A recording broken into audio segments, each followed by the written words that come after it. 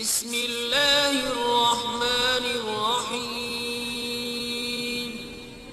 شروع اللہ کے نام سے جو بڑا مہربان نہایت رحم والا ہے۔ السلام علیکم ورحمۃ اللہ وبرکاتہ۔ ناظرین محترم، اس ویڈیو میں سرور کائنات احمد مجتبیٰ صلی اللہ علیہ وآلہ وسلم کی ولادت مبارک کا حسین منظر بیان کروں گا۔ شروع کرتا ہوں ان اشعار سے۔ یہ بے خودی یہ لبوں کی ہنسی مبارک ہو، عاشقو جشن میلاد النبی کی خوشی مبارک ہو۔ رفعت اور بلندی آپ پہ ناز کرے، سراپا عشق بن کر حسینوں کے ہنسی آئے۔ مبارک ہو جہاں والو، رحمت للعالمین آئے۔ سرور کائنات نبی کریم صلی اللہ علیہ وآلہ وسلم بروز سوموار صبح صادق کے بعد 12 ربیع اول کو اس جہاں میں تشریف لائے۔ آپ کی آمد کی گھڑیاں ہیں۔ حضرت آمنہ فرماتی ہیں کہ دولت کے وقت میں گھر میں اکیلی تھی، خیال آیا کہ آپ صلی اللہ علیہ وآلہ وسلم کی پھوپھیوں کو بلاؤں۔ اتنے میں نے کسی کی قدموں کی چاپ سنی تو میں سمجھی کہ خیر وہ خود آ رہی ہیں، مگر یہ کوئی اور اجنبی خواتین تھی جن کے ساتھ ایک پیاری مخلوق بھی تھی۔ انہوں نے آ کر مجھے مبارک دی۔ ان میں سے ایک بولی کہ میں مریم ہوں، حضرت عیسیٰ علیہ السلام کی والدہ ہوں، اور یہ آسیہ فرعون کی بیوی ہیں۔ ہم سرور کائنات احمد مجتبیٰ صلی اللہ علیہ وآلہ وسلم کی آمد پر بہشتی حوروں کی جھرمٹ میں مبارک دینے آئی ہیں۔ حضرت مریم علیہ السلام کہنے لگی، اے آمنہ، اس بچے کو آدمیوں کی چشم سے پوشیدہ رکھنا۔ کیا حسین منظر تھا۔ ادھر حضرت عبدالمطلب پتہ چلا کہ گھر میں نور آ گیا ہے۔ جب حجرے شریف کے دروازے پر پہنچے تو بہشتی مشک اور کستوریوں کی خوشبو آئی تو پوچھا کون آیا ہے، تو حضرت آمنہ نے جواب دیا احمد مجتبیٰ صلی اللہ علیہ وآلہ وسلم تشریف لائے ہیں۔ تو حضرت عبدالمطلب بولے کہ تیرا احمد ہے تو میرا محمد ہے صلی اللہ علیہ وآلہ وسلم، لا مجھے دے۔ حضرت آمنہ بولی آج میں کسی کو نہ دوں گی۔ تو حضرت عبدالمطلب نے کہا کہ میں کوئی غیر نہیں، میں محمد کا بابا ہوں صلی اللہ علیہ وآلہ وسلم۔ حجرہ بھی جگمگا رہا تھا۔ پیشانی سے جب کپڑا اٹھایا تو دل ہاتھ سے نکل گیا، آنسو تھم کر واپس آئے تو زبان بند ہو گئی۔ 7 دن تک کسی کو بتا نہ سکے۔ حضور نبی کریم صلی اللہ علیہ وآلہ وسلم کی امی جان فرماتی ہیں کہ جب آپ صلی اللہ علیہ وآلہ وسلم پیدا ہوئے تو نور کا ایک شعلہ نظر آیا۔ میں نے اس نور میں روم کے شاہی محلوں کی کنکریں دیکھے۔ شرفائے عرب کے دستور کے مطابق آپ صلی اللہ علیہ وآلہ وسلم کو دودھ پلانے کے لیے حضرت دائی حلیمہ سعدیہ کے سپرد کیا گیا۔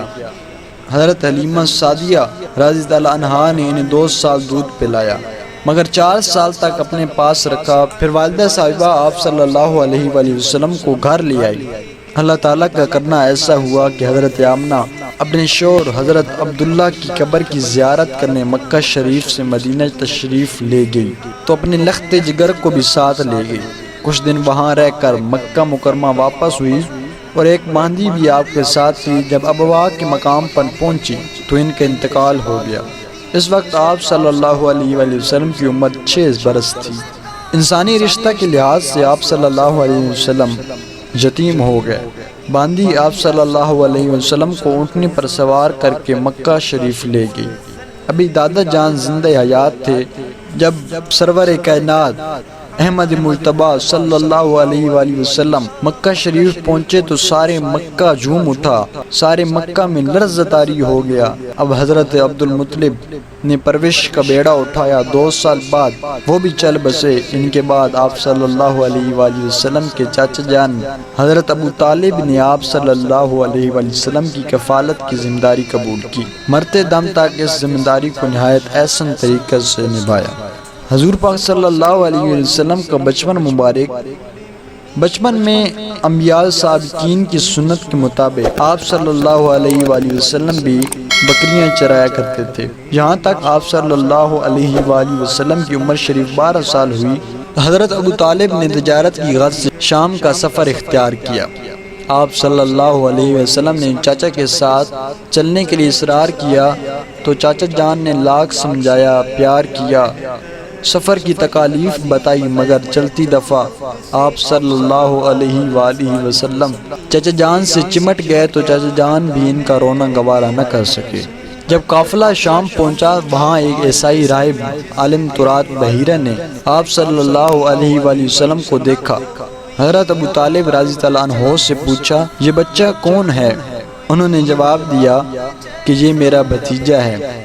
راہب نے کہا، اس بچے میں وہ نشانیاں دیکھتا ہوں جو نبی آخر الزمان کی ہیں۔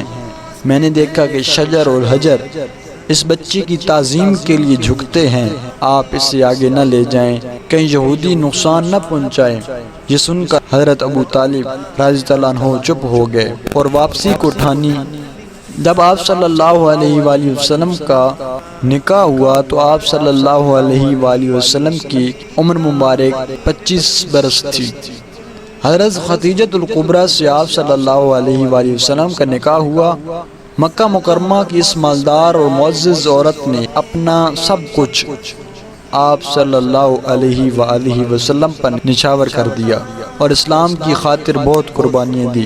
حضرت فاطمہ الزہرا رضی اللہ عنہا کی والدہ ہیں۔ اس زمانہ میں آپ صلی اللہ علیہ وآلہ وسلم کھانے پینے کا سامان لے کر غار ہرا میں چلے جاتے اور کئی دن عبادت الہی میں مصروف رہتے تھے۔ جس رات نور محمد صلی اللہ علیہ وآلہ وسلم اس جہاں میں تشریف لائے، اس رات کو امام احمد رحمۃ اللہ علیہ نے شب قدر سے افضل دیا ہے۔ اس رات ملائکہ اور زمین و آسمان اور جنت کے خازن کو فردوس سے اعلیٰ کے دروازے کھولنے کا حکم دیا گیا اور تمام عالم کو خوشبودار ہواؤں سے معطر کر دیا گیا، اور اس رات زمین پر موجود بت زمین پر منہ کے بل گر پڑے اور تمام عالم منور ہو گیا۔ کوئی مکان ایسا نہ تھا جس میں نور داخل نہ ہوا ہو، اور کوئی چوپایا ایسا نہ تھا جس نے کلام نہ کیا ہو۔ قحط سالی کا زمانہ تھا، لیکن اس رات اللہ تعالیٰ نے بحرین رحمت عطا فرمائی، جس کے سبب تمام درخت سرسبز و شاداب ہو گئے اور پھلوں سے بھر گئے۔ سبحان اللہ، قربان جاؤں، یہ 12 ربیع اول اور سوموار کا دن تھا جب آپ صلی اللہ علیہ وآلہ وسلم اس جہاں میں تشریف لائے۔ مصطفیٰ جان رحمت پہ لاکھوں سلام، شمع بزم ہدایت پہ لاکھوں سلام۔ آپ صلی اللہ علیہ وسلم کی ذات مقدس نوع انسانی کے لیے ایک بے مثل اور بے مثال نمونہ ہے۔ آپ صلی اللہ علیہ وسلم کی ہر قول پر عمل کر کے انسان کو ایک سبق ملتا ہے۔ نسل انسانی میں شاہ ہو یا گدا، غریب ہو یا امیر، مزدور ہو یا فاقہ کش، اسے اپنی رہنمائی کے لیے حضور پاک صلی اللہ علیہ وسلم کی سیرت طیبہ کے اندر ایک جامع عملی نمونہ ملتا ہے۔ اللہ تعالیٰ سے دعا ہے کہ ہم سب کو آپ صلی اللہ علیہ وآلہ وسلم کی سیرت طیبہ پر عمل کرنے کی توفیق عطا فرمائے۔ آمین ثم آمین۔